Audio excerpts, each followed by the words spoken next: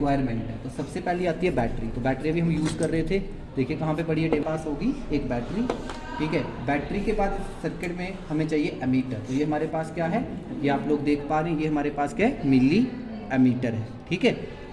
और उसके बाद हमें क्या चाहिए, एक रेजिस्टेंस वायर। तो ये आप लोग देख पा रहे हैं, ये क्या है हमारे पास, रेजिस्टेंस वायर।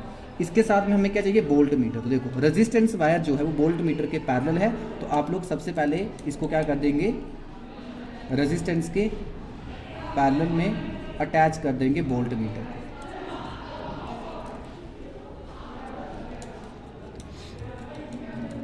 तो ये आप लोग देख पा रहे हैं, इधर हमने क्या कर दिया, वोल्ट मीटर के पैरेलल में अप्लाई कर दी रेजिस्टेंस वायर, ठीक है। ये हमारे पास है कनेक्टिंग वायर्स। अभी ये जो डिवाइस आप देख पा रहे हैं इसको बोलते हैं रिहोस्टैट। तो आप लोग देख पा रहे हैं इस रिहोस्टैट में क्या होता है, ये एक रेजिस्टेंस वायर होती है। तो आपने ये चीज़ पढ़ा है कि जो रेजिस्टेंस होता है किसी का भी, वो डिपेंड करता है लेंथ ऑफ वायर के ऊपर। अगर इस वायर का लेंथ ज़्यादा होगा तो रेजिस्टेंस क्या होगा, ज़्यादा होगा, क्योंकि लेंथ के डायरेक्टली प्रोपोर्शनल होता है रेजिस्टेंस। तो इधर भी ये डिवाइस है, जब रेजिस्टेंस बढ़ेगा तो करंट क्या हो जाएगी, कम हो जाएगी। क्लियर है मेरी बात। देखो अब हम इस सर्किट के हिसाब से इन सबको कनेक्ट करेंगे।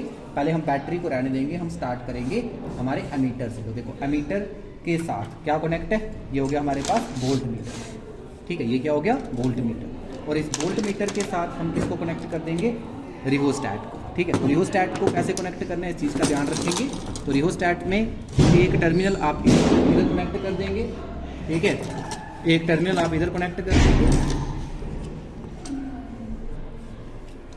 और एक टर्मिनल आपको इस जगह पे कनेक्ट करना है, ठीक है, इस पॉइंट पे, ठीक। अब इसके साथ हम स्विच का यूज़ नहीं कर रहे हैं, तो इसलिए हम एक और कनेक्टिंग वायर लेंगे इधर से। तो हमारे पास एक और कनेक्टिंग वायर आ गई, ठीक है। इस कनेक्टिंग वायर को हम अप्लाई कर देंगे इस सर्किट में। आपका ये जो सर्किट है, इस तरह से ये सर्किट क्या हो जाएगा, हमारा कंप्लीट हो जाएगा, ठीक है। तो ये हमारा सर्किट जो है समय क्या हो गया, कंप्लीट हो गया, ठीक। तो ठीक है, ठीक है। अभी आप लोग देख पा रहे हैं कि इस समय हमारे पास जो वोल्ट मीटर है और एमीटर है, दोनों के ऊपर क्या आ रही है, एक रीडिंग आ रही है। According to Ohm's law, voltage and current दोनों एक दूसरे के क्या होते हैं बेटा, डायरेक्टली प्रोपोर्शनल। देखो ये हमारे पास रिहोस्टैट है, स्लाइडर को हम मूव करेंगे, आप लोग देख पा रहे हैं। अभी आप देख पा रहे हैं तो दोनों की वैल्यू कम हो रही है, करंट की वैल्यू भी कम हो रही है, वोल्टेज की वैल्यू भी कम हो रही है। और इसी स्लाइडर को हम क्या करेंगे, जब इस तरह से मूव करेंगे तो दोनों की वैल्यू क्या हो रही है, इंक्रीज। तो मतलब अगर करंट बढ़ रहा है तो वोल्टेज भी बढ़ रहा है, करंट कम हो रहा है तो वोल्टेज भी बढ़ रहा है। वो हमें कहाँ से पता चल रहा है, एमीटर और वोल्ट मीटर रीडिंग से। कहाँ से पता चल रहा है, एमीटर और वोल्ट मीटर रीडिंग से। क्लियर होगी मेरी बात। अब हमें क्या करना है, इस सर्किट में आप लोग ध्यान से देखना, आपके प्रैक्टिकल नोटबुक के ऊपर एक ऑब्जर्वेशन टेबल दिया गया है, जो कि आपको मैंने सर्किट लगाना सिखा दिया, उस पर आप रीडिंग्स लोगे। तो सबसे पहले वोल्ट मीटर की रीडिंग आप इधर लिखेंगे। एक और चीज़ सीख लेना, मैं आपको सिखाता हूँ रीडिंग्स कैसे लेनी। देखो हमारे पास 0 से 10 डिवीज़न तक आप देखें तो कितनी वोल्टेज की वैल्यू है, 0.5। कितनी वोल्टेज की वैल्यू है, 0.5। तो देखो आपको रीडिंग्स कैसे लेनी होती है, इधर देखना। हमारे पास जो है, आप लोग अगर ध्यान से देखें तो हमारे पास है 0 से 0.5 जो वैल्यू है, 0.5 वोल्ट किसके बराबर है, 10 डिवीज़न के बराबर है। इसके बराबर है 10 डिवीजन्स के बराबर। तो आप लोग देख सकते हैं इधर से कि जो हमारे पास 10 डिवीज़न है वो किसके बराबर है, 0.5 वोल्ट के बराबर। तो एक डिवीज़न किसके बराबर हो जाएगा बेटा, एक डिवीज़न का मतलब क्या होगा, एक डिवीज़न का मतलब होगा हमारे पास कि 0.5 डिवाइडेड बाय 10, है ना। तो यही बन जाएगा 0.05। तो एक की जो वैल्यू है वो हम लोगों ने क्या कर दी, इधर कैलकुलेट कर ली, ठीक है।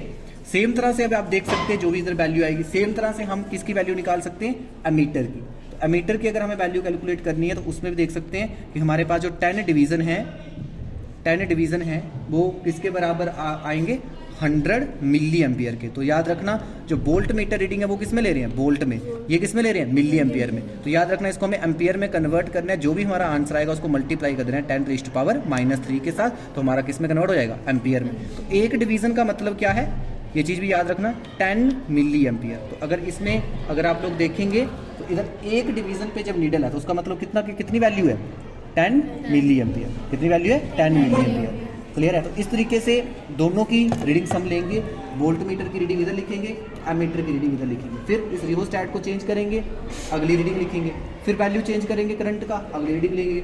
ऐसे आप 5 से रीडिंग लेंगे। उसके बाद V और I के बीच में आप ग्राफ प्लॉट जब करेंगे तो आप पाएंगे कि बेटा वोल्टेज और करंट के बीच में जो ग्राफ है वो स्ट्रेट लाइन ग्राफ होगा और यही शो करेगा कि जो V है वो डायरेक्टली प्रोपोर्शनल है I। तो इस तरह से ये एक्सपेरिमेंट परफॉर्म करके हम जो है वो वेरीफाई कर लेंगे ओम्स लॉ।